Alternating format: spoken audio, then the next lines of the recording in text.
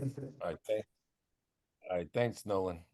Hi, this is Michael Makovsky. I'm the president and CEO of JINSA. Welcome today on Monday, June 23rd. We have a full house. We're going to get right to it. We got a lot of stars here on our webinar, American and Israeli. So we have, as we've had before in the last, since this war with Iran, the Israel campaign began. We have General Yaakov Amidror, former National Security Advisor to Prime Minister Netanyahu, a distinguished fellow at JINSA. We have General Norkin, the previous Israeli Air Force commander, another distinguished fellow at JINSA. We have General Yaacov Ayish, JINSA's senior VP for Israeli Affairs. We have John Hanna, the Randi and Charles Wax senior fellow, and our new guest is General Chuck Wald, who's another JINSA Distinguished Fellow and former Air Commander of CENTCOM and also Deputy Commander of the U.S. European Command. So I'm going to start. I'm going to start with General Wald. Chuck, great to have you. And let's get to it because obviously it's the first webinar. The last webinar we had was on Thursday, and I know you watched them closely. So there are a few things to talk about today. There was, of course, the attack over the weekend, and we're still the U.S. attack over the weekend, and of course we have what's broken today is the Iranian missile attacks on El Udeid in Qatar, the U.S. base there, and also a U.S. base in Iraq. So, Chuck, why don't I start with today's event first with you, and then there is no confirmation. There is no any confirmation for the attack on Iraq. Oh, okay. Only Qatar. Oh, okay. Thank you, General Amidror. As long as you're not trying to correct my English, I think it's okay. So the Chuck, let's then talk about El Udeid. You were, I remember you telling me you were at El Udeid, I think a couple days after 9/11, right? So you know the base obviously very well, and you were Air Commander at CENTCOM. What do you make of this attack? I mean, the fact that they hit El Udeid, and let me just say one more thing before I ask you this question for you to answer is, I just want to remind the audience, General McKenzie, the previous CENTCOM commanders, also a distinguished fellow with us, wrote a paper last September, among other things, mentioning that El Udeid was vulnerable to Iranian attack, and we had to reduce our assets there. And he also raised, which we could talk about, having air bases farther away from Iran, but still within air reach, such as in Western Saudi Arabia and in Israel. So, but Chuck, let me just go to you. The U.S. had moved out a lot of its assets in El Udeid because it was vulnerable in the last 10 days. And anyway, I just want you to ask you what you make of today's attack on El Udeid. Mike, first of all, thanks for having me. It's an honor to be with the Israeli generals and your team, as this is a great day for me for that reason. But I was actually the first American to step on base at Al Udeid in 2 days after 9/11. I was in the Pentagon when I got hit, as you know, and left for Saudi Arabia, where we had just opened up a new command center there, and was there the day after 9/11, and then went over to Al Udeid to help open that up so we could start bringing forces in there. I'd been to Al Udeid a couple of months before that, and the Emir took me to the base at Al Udeid and wanted me to move my headquarters from 9th Air Force at Shah Air Force Base in South Carolina to Al Udeid, which I would have liked to have done, but CENTCOM wouldn't let me do that. But they did let us open up the base. It's a fantastic base for those that have seen it before. It's as good of air base as I've ever seen. It's got a 15,000-foot long runway. It's got 4 hardened aircraft shelters at either end of the runway for 24 aircraft each. So it's a great facility. We decided not to move into Udeid, although it was I had my headquarters in Prince Sultan Air Base in Saudi Arabia. That we had just opened up a new command center there, a large $70 million facility. It's fantastic. Very fortunate that opened up too. But we opened up Udeid as a backup air operations center in case something happened in Prince Sultan. So we had a team from day 2 after 9/11 at Udeid running a backup air command center. Since then, it's been opened up. And then about 2 years after I left Prince Sultan, the United States decided to move into Udeid permanently, and for various reasons I won't get into right now, but they've been there ever since. The thing that surprised, first of all, I'm not surprised Iran did something today. They have to save face. I mean, their regime, if you want to call it that, is in deep straits right now with credibility in their own country. They're weak. They know they're weak.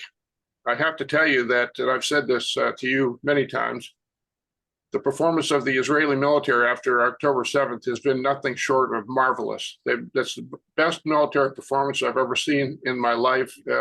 Some of the things that you've done with Hamas, but mainly Hezbollah, if you will, and others, has been breathtaking. And the fact that the Israelis have done the heavy lifting against Iran so far, that's a tribute to you, and it really helps the United States. Secondly, the fact that we attacked Fordo, Natanz, and the Esfahan facilities. Mike, you and I have talked about this a long time. You know, I've always been a proponent that we have to do that eventually. We've talked about what type of aircraft we'd use, how we'd use them. Matter of fact, we talked about that a couple of months ago when we were finalizing the report. That also was a fantastic performance by the U.S. Now, again, the Israelis did the heavy lifting. You guys got rid of all the threats and made it easy for us to get in there. But I think the performance with the B-2s was pretty outstanding too. Just a real quick anecdote. When we finally attacked in Afghanistan after 9/11, we were ready to go. I briefed President Bush about a week after 9/11 that we're on the plan. He approved it. And we waited just a little bit so we could coordinate with our allies in the region that we were going to go ahead and do this attack after 9/11. The attack on October 7th, of all things, believe it or not, of 2001, was performed by 6 B-2s out of Whiteman Air Force Base.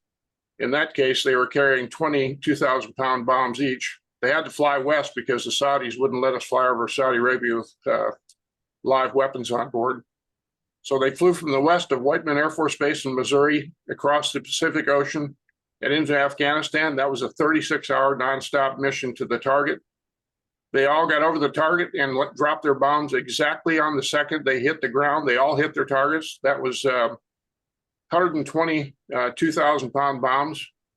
They then turned south and went into Diego Garcia and flew a 44-hour nonstop mission, longest mission in history.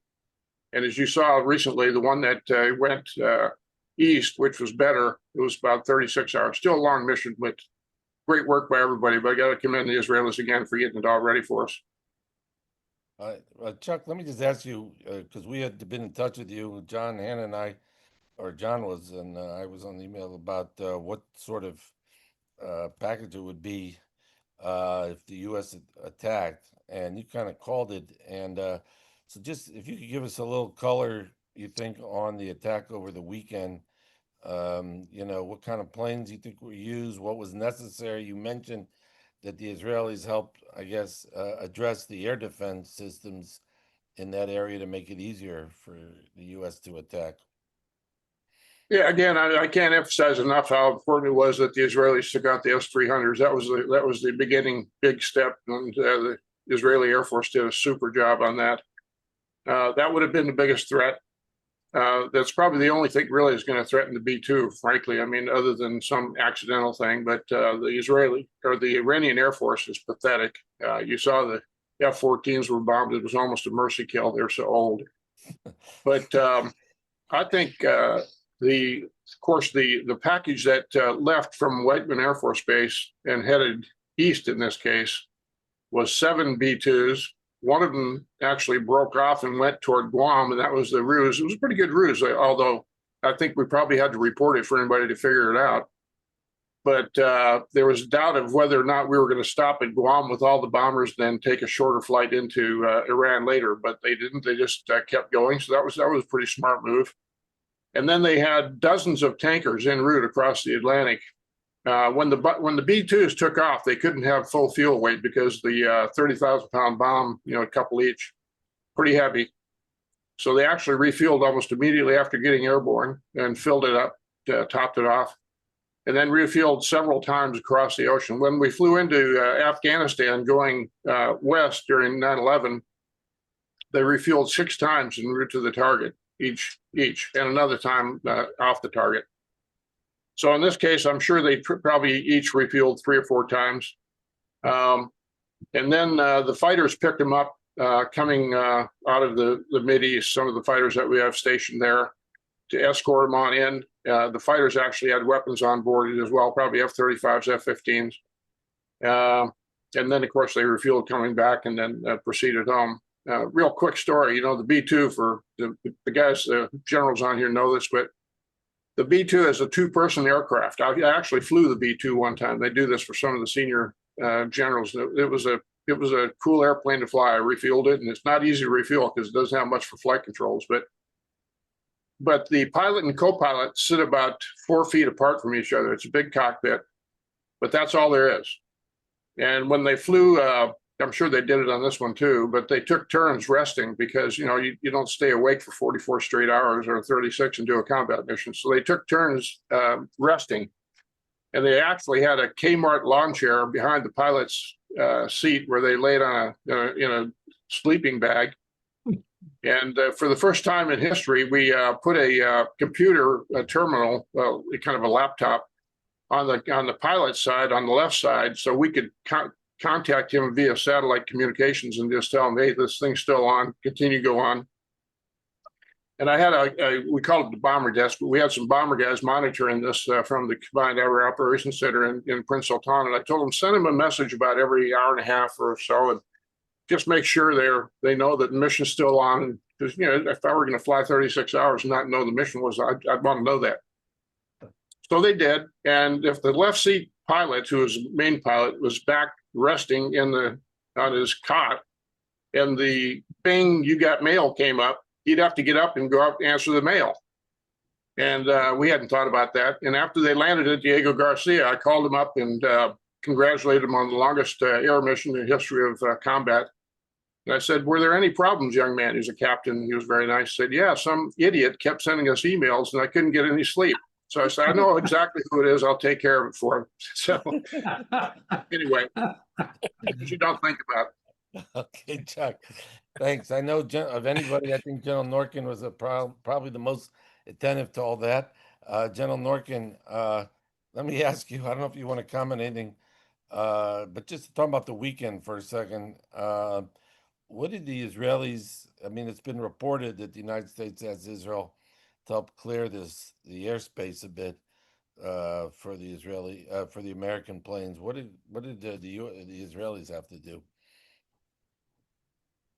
Well, first of all, I'm happy to be here side by side at the screen with General Wald. I'm honored to do it. Thank you very much, and thank you very much for your support. You support Israel for many years. So thank you for your professional activities together with the Israeli Air Force for a long time. In our airplanes, there is no laptop and we are not going to get any emails. So this is our advantage. But we can get the targets and the intelligence that General Amidror spoke about in real time. But back to your question, Mike, I think that what we saw in the last week is that our airplanes, UAVs, and the combat fleet, we are flying all around Iran, all over Iran, and we can hunt those launchers. We can attack headquarters, and this is all because of the air superiority. And what General Wald mentioned that the American airplanes can get into the Iranian airspace without any threat, it's a huge advantage for them because they can be focused on the mission, how to attack the targets. There is no need to operate any EW systems or other systems. There is no need to maneuver because of the air defense missiles. And the two air crew at the cockpit, they can focus on the very complicated mission to attack such a deep strike with a unique weapon. As you all know, this is an unusual mission to drop those bombs, and you should do it in the exact altitude, speed, angle of attack, and many other parameters. And because of the air superiority, the American pilots can be focused on the mission and not might be worried because of any missile or any air defense system that can threat them.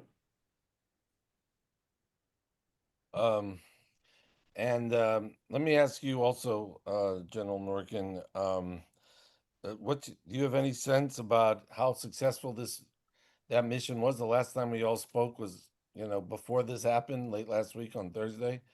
Obviously, there are some questions. I mean, it's going to take some days, at least that we understand, for this all to be assessed. One of the questions is, did the Iranians, manage to take some of this enriched uranium before the U.S. struck, although away from Fordo, although it seems to me, I got to think that the Israeli Air Force was monitoring this closely ahead of time. But anyway, there's been reports about that, as you know. Yeah, so first of all, about Natanz and Ispan, I think that the results are amazing. Yeah. Very good, and those two assets are completely destroyed. About Fordo, I think that the BDA, the bomb damage assessment, it will take some time to understand. I can tell you that when we attacked the Syrian nuclear reactor in 2007, it took us a few days to understand what we did there. And once we attack other strategic assets in Syria or other areas that there are underground facilities, it's much harder to understand the results and to learn what is the assessment about this mission. So it might take another few days, and the American intelligence, together with the Israeli intelligence, I'm sure that they will have the full picture.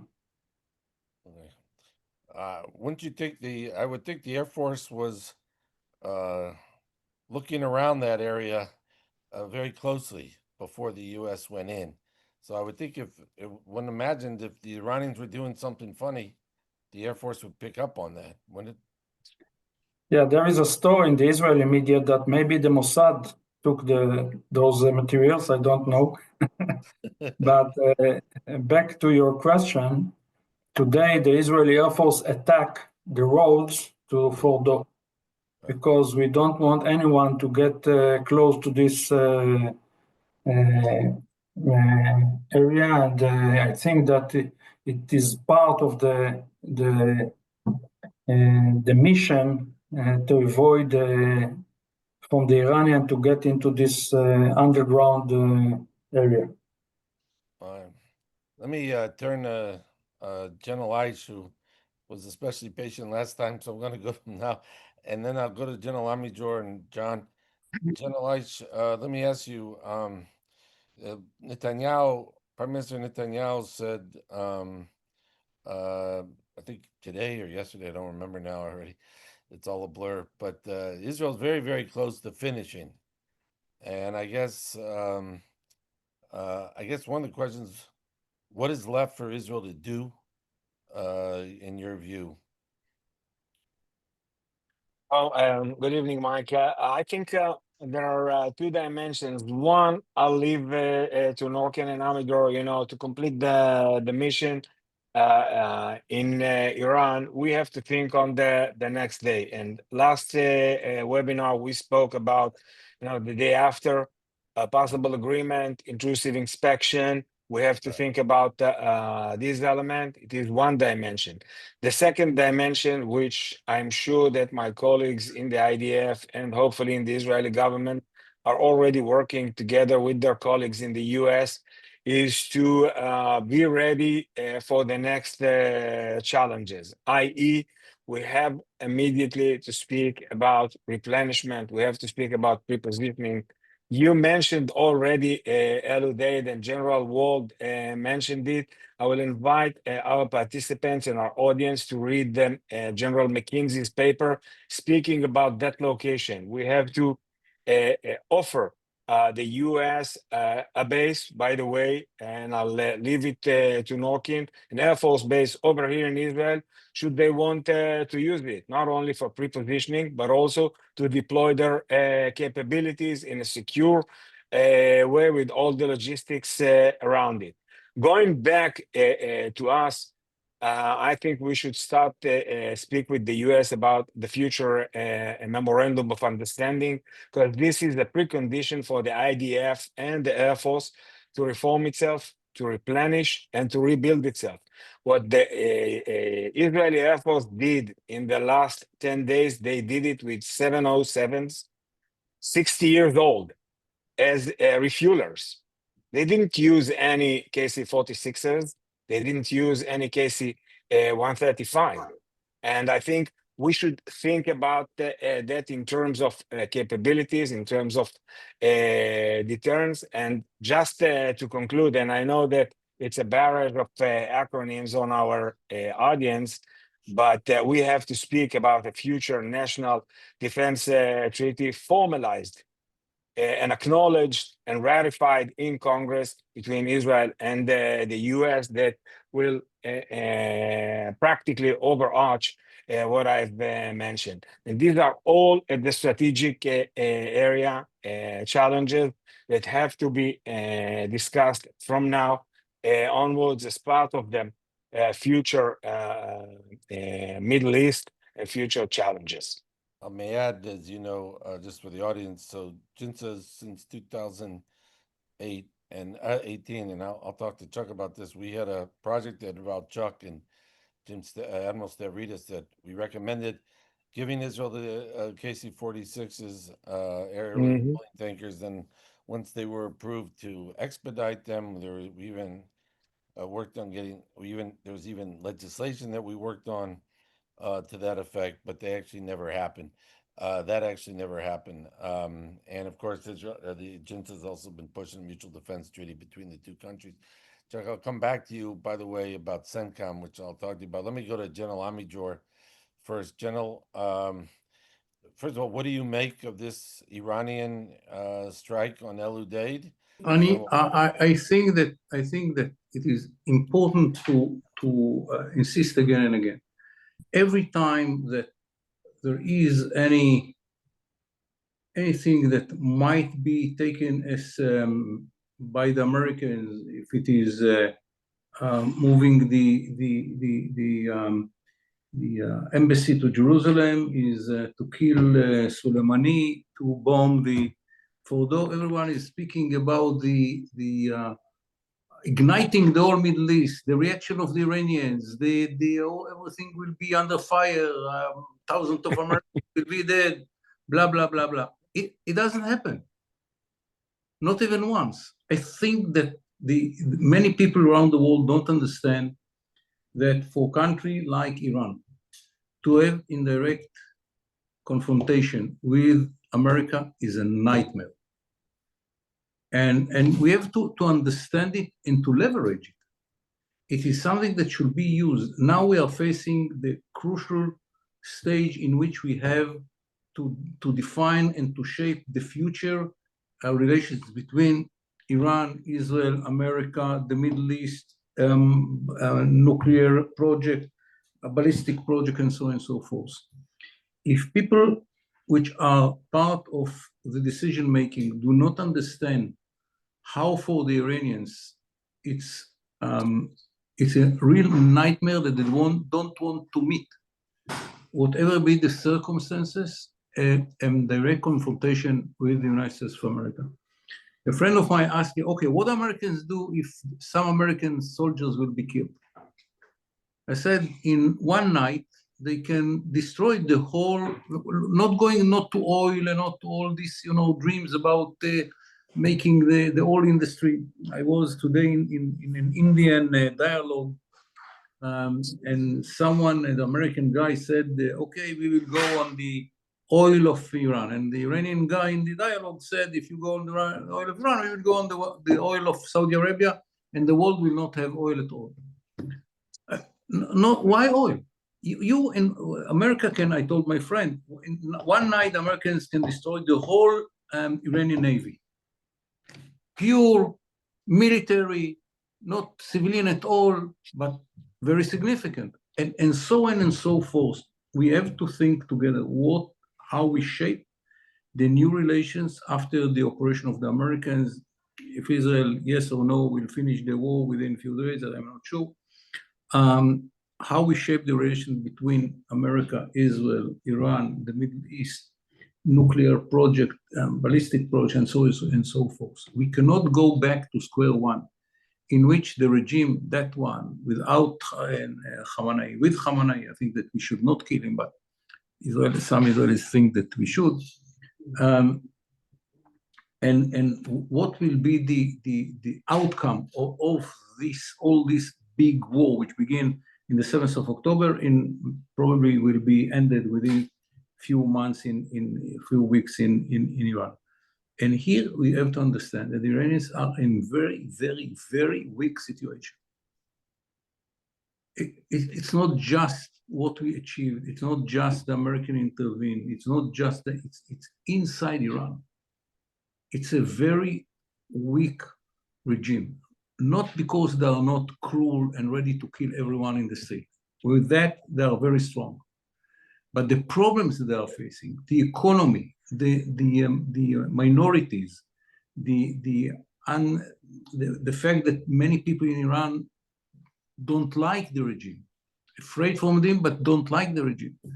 I mean, we have many cards here, and we should not waste them, and we have to build something new in the Middle East, because this is the first stage for broaden Abraham Accord, which will change the whole Middle East. But the prerequisite for that is a good agreement in which the Iranians cannot cannot build or rebuild the nuclear capabilities as they had before the war. And it's crucial. Do you think there has to be an agreement, or could Israel just say, you know what, it's enough already, we've done what we need to do? If Iran does this, and this, then we're coming back in? Or I think there is one element that because of that, it is better to be in an agreement, although I agree that if worst come to worst, it can be done unilaterally between us and the Americans, and to say the Iranians, these are the terms. Remember, if you do that and that and that, we are coming back. And this is the 400 enriched uranium, 400 kilo enriched uranium that they have. That can be taken out only in an agreement. And it's better to have Iran without it than Iran with it. And for that, we need an agreement. But if will not be an agreement, we have to dictate terms, and with an agreement between us and the United States of America saying, if you do that, we are coming again to destroy it. By the way, I'll just add, just for the audience, it's really something here about Israel dictating terms of what Israel has done to Iran. Iran is a country about, 9 times the size in population? And well, no, Iran is 70 times in size, and 9 times in population. Yeah. So before I go to John, let me just ask you, General Amidror, a little more. So what do you think? I mean, I thought you said a few weeks you think it might take for Israel, but the Prime Minister said very, very close to finishing. What's left for Israel to do? Is it to destroy more of these ballistic missile supplies? Is it to hunt down the enriched uranium, if there is in fact such enriched uranium that hasn't been destroyed, what's left? I think that we almost complete all the facilities which are connected to the nuclear project. We have some facilities that are more in the military industry and missiles that we have And ballistic missiles. yes, to destroy. And there are some command and control centers that it will be easier for us in the future if they will be taken out of the system and we have to destroy them. And your assessment on timing, I know. I don't know. I think that between few days and very few weeks. Okay, that gives a little. All right, John, let me go to you. We'll come back and you want to comment about what's happened today with Udeid, at least, and what do you I don't know, is this something that's going to be like what happened when Trump killed Soleimani? The Iranians retaliated, but it didn't kill any Americans, and the U.S. said, okay, that's it. We're not going to respond, and everyone, and that's enough? Or you think, how do you think the U.S. should respond? Yeah, no, Trump. I think the closest comparison maybe is to the Soleimani strike, Mike.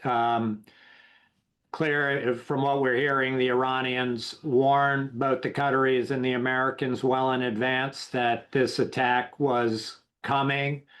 As you said, Al Udeid is largely empty now of any significant assets.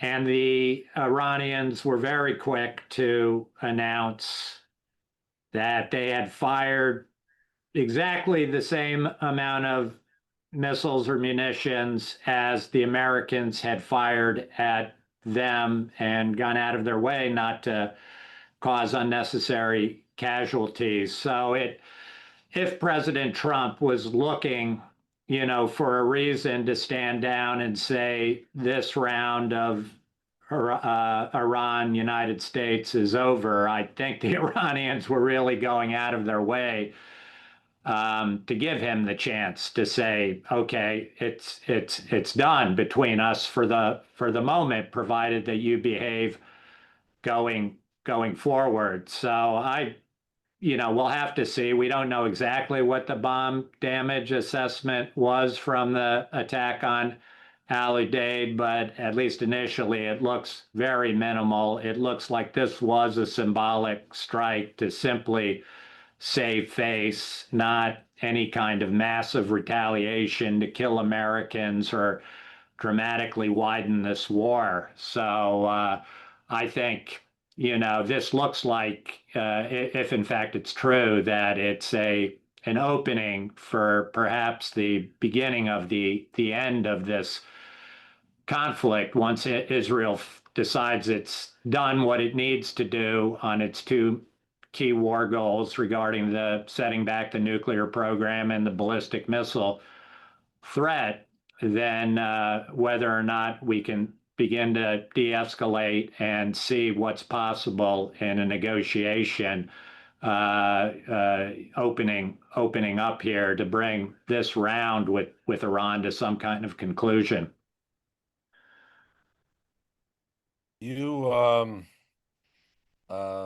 Let me ask you, let me come back to you, John. Let me just pick up on that with General Norkin, since this keeps coming up. How do you see what's left if this is the end of the U.S.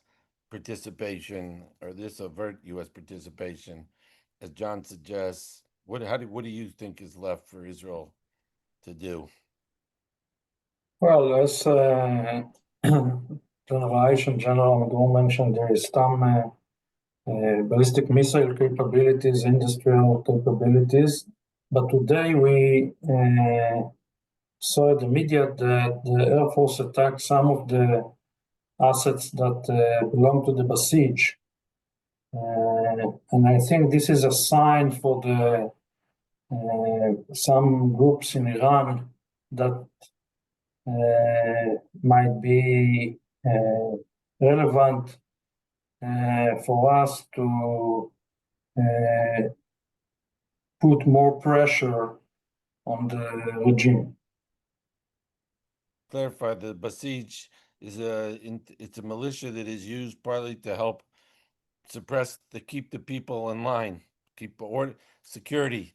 As Yes, it's let's say the special unit that secure the regime.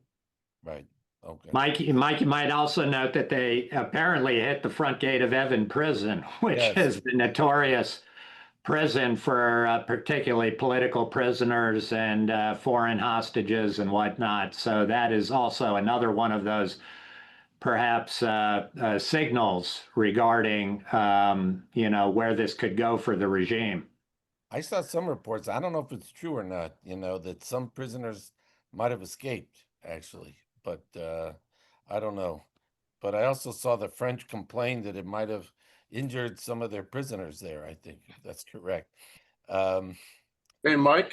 Yes, Chuck, please. Just kind of, first of all, I agree with all the comments totally. One thing I would consider is, depending on how this goes the next couple of days, first of all, I hope the Israelis finish off what they need to, and I know they will.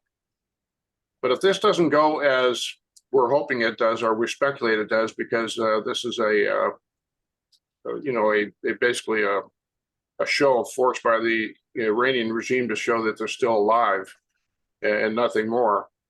But if things don't go the way we hope they do, I would recommend we move, and we've talked about this before, the B-2s back into Diego Garcia with tankers and be ready to go ahead and take them down, totally militarily, where they're not a threat to anybody anymore. I think what's been done would be prudent to go ahead and say, let's take a breath, but I think we need to be ready to go back in and have significant targets on their military capability and their command and control, as was mentioned by Amidror.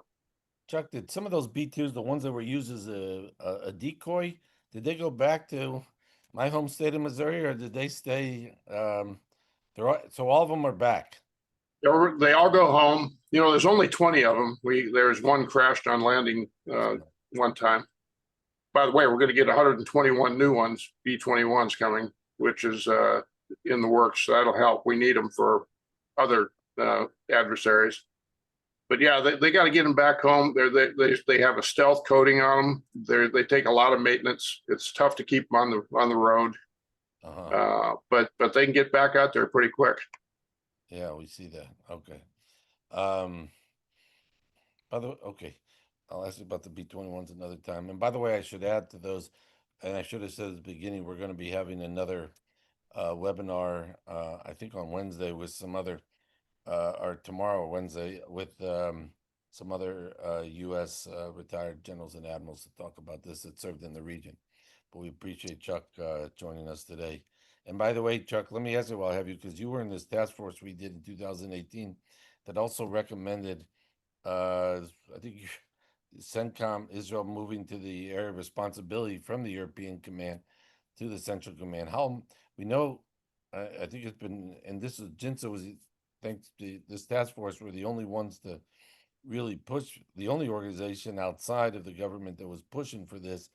And we know it's pretty important last year, very important for last year for defending Israeli airspace with other countries. How important do you think Israel being part of the CENTCOM's area responsibility was for this coordination, for the Israeli operation, and also for the U.S. to enter? I think it's a significant matter of fact. I'm giving you guys a pat on the back. You don't need it, but you guys have been ahead of the power curve on all these suggestions as far as the Middle East goes all along. You recommended that Israel becomes part of the CENTCOM AOR. That was a sensitive political issue because you couldn't travel back and forth between the Arab countries and Israel. You recommended that UCOM departs in that case. You recommended the KC-46, which is shame on us for not getting the Israelis, but about 10 of those things post haste. Yeah. You recommended we close Udeid, or not close it, but move out of there and have basically a shadow force there, which we should have done. Mackenzie wrote that again. So you've been way ahead of it, you and John and the team. And again, I really take the opportunity here to commend you and the Israeli officers on this call, but all the Israeli military. This will go down in history, what the Israelis have done since October 7th as the most significant, most successful military operation in history. Thank you, Chuck. Look, we're fortunate to have a tremendous network of retired Israeli and American generals and admirals that really educate us and help us so much with our work. So, and thanks, Chuck, for being involved with us and helping us on that regard and for so many years. And there's been no issue that we worked longer together than on this Iran together, on this Iran issue that goes back before my tenure at JINSA. John, did you want to kind of cut you off before? I didn't mean to go away from you. Do you want to see, I mean, before we might wrap up in just a few minutes, but did you want to you see how it seems like, of course, the Democrats here you have some Democrats supportive of what Trump did. Senator Fetterman has probably been the most outspoken, but they've been criticizing President Trump for, not getting congressional authorization or not consulting with us. But what do you see the big issues? Assuming for now, the U.S. is over, they're not going to retaliate any further in Iran. What do you think the lingering issues are here for the U.S. to deal with? Even, are there going to be questions about the intelligence? I think we've talked about. I guess, one of the questions, will there be questions about whether Israel needed to go in? Obviously, we're going to wait to see what the assessment is, whether President Trump has been correct about the obliteration of Fordo along with the other facilities. But what do you see is going to be the lingering debate here on what's happened here in Iran the last couple of weeks here in the U.S.? Yeah, I think a lot will depend on, obviously, the BDA, the battle damage assessment, and whether or not we have significantly successfully set back this nuclear program, destroyed the main checkpoints that, even if they do have some amount of enriched material and some centrifuge cascades squirreled away in secret sites that the Israelis haven't found out about yet, that they're unable in any quick amount of time to make a dash to develop some kind of crude device, dirty bomb, whatever it is, assuming that none of that happens and this is as successful as it looks, more than anybody predicted in advance. If we're able to set back this program and buy ourselves several years while having weakened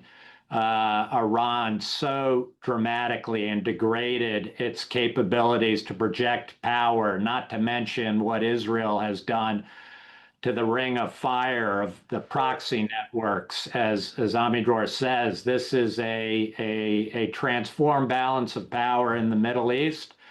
The era of the last several decades of what appeared to be an ascendant Iran is now in an era that we're now entering, where Iran and the Islamic Republic look like they're in dramatic decline, and with obviously the threat that at some point in time, whether it's in the next month or the next year, that the days of this regime could very well be numbered, and people decide to take action against it, either from within the regime or the people on the street. So I think success here, if it's as dramatic as we think, if the United States and Trump is able through this strike not to have started a new war, but in fact to have contributed in a major way to bringing this Israel-Iran conflict to a conclusion now,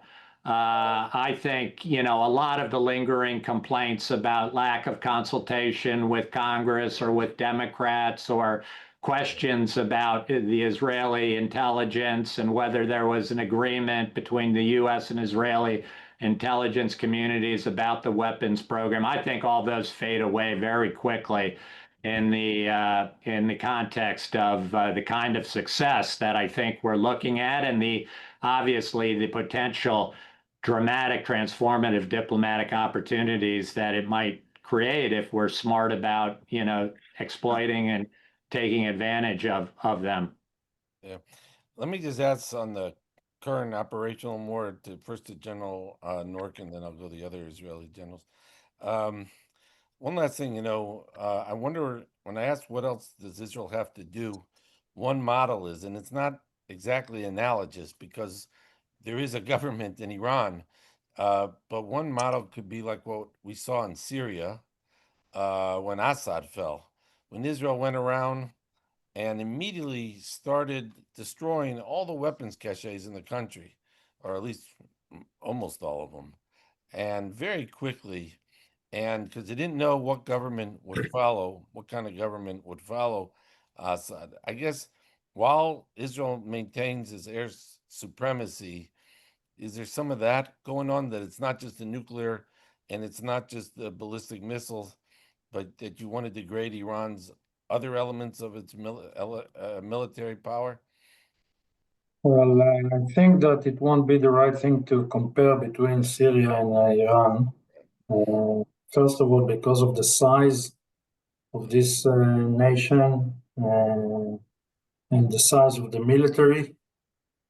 And we should understand our force limit, our limits, and we cannot destroy each of the armor brigade of the Iranian military. So there are some priorities. I think that the Air Force, the intelligence, and together with the Air Force, they're acting in the right priority, and without any, let's say, internal groups, it won't happen. And I'm not sure that they are ready to do it today, but it might take time. And Amidror mentioned that it should be our goal, but I'm not sure that with Israeli activities we can get there. To get where exactly? I'm sorry. To change the regime. This is not. Okay, yeah. Okay. All right. Any final thoughts, General Ayish, General Amidror, before we? We have to remember that other than Serbia, I don't know about any Air Force who succeeded to make a regime change. And we should be very humble when we speak about it. We can make the regime much weaker, and we should do it. But we don't have, we should not think or desire to make a regime change. To weakening the regime, no question. But not regime change, it's not in our hands. It might happen, I don't know. If they decide to take the responsibility and to do it. But that should not be our goal. We have to agree with this regime, how we are minimizing its ability to have both nuclear military capability and ballistic capability that can reach Israel. These are the two goals from the beginning. We should be very focused on them. And if the regime will be changed, God bless Iran. No one will we sit cannot on this. yes, we cannot make it our goal. Yeah. No one promised us that the regime change will bring a better one. So I think we should stick to the strategic goals that we had, achieve them, and stick to understanding the capabilities, because it seems like when it comes to intentions, we are not so good on that. And keep in mind, and sorry for moving from Iran for a second, that we are still fighting in another 6 fronts, which are not closed. And we are still facing them. So we have troops in Gaza, 4 divisions at the moment, fighting on the ground and under the ground. We have a full deployment in the north, Lebanon, and the Syrian border. It's not the border, practically it's inside Syria, and the Air Force is stretched all over to support that. So I think we should stick to the strategic goals. At the end of the day, it creates the right strategic balance that we are aspiring to achieve. And I'm afraid we will have to follow it very closely in the years to come. We won't have the luxury of pull back and lie on our back. This is us in this region, and that's why I mentioned that we have to think about the next decade, how we are organizing ourselves together with the U.S., regrouping, replenishing, rebuilding, redesigning our capabilities. And there is a lot to do in this area. I know it's not sexy, but there is a lot to do. I'll mention the vehicles on the ground, as I mentioned, the airplanes. Think about what they did, how many sorties. The Air Force did more than 1,000 sorties to Iran. This is after more than a year and a half of war in the north and in the south. So this is my thoughts. And Mike, as I always mention, time matter, especially in Israel, because of the size of our nation, our cities, they are under attack. So time matter, and time matter because the airplanes, the pilot, they are flying to Tehran around the clock, and the statistics is always there. Engines, airplanes, maintenance. So we need to understand the limits of our power and to, as Amidror mentioned, to be more humble with our goals. Okay. Absolutely. We have a consensus among the Israeli generals. I don't know how often that always happens, but we have that on this issue. From time to time. From time to time. I think You could see the results in the last war. It works. Yes. That's all right. Well, look, unless anyone has anything else, I'll just Mike, can I'll just quickly mention that obviously, if this does come to an end, intelligence is going to become hugely important to watch what the Iranians do now. It's really critical that obviously the Israelis will stay on top of it, but that together with the Americans and any other Western partners with capabilities on the ground in Iran, that at this point in time, really got to be watching for any effort to reconstitute that nuclear program, anything about secret sites, what happened to this 400 kilograms of 60%, if in fact it's been moved somewhere else. Are there cascades of advanced centrifuges somewhere? What are their nuclear scientists that remain alive? What are they doing? Those will all be critical questions. And, we don't know whether the Iranians will be capable, particularly under this supreme leader, of coming to a negotiation and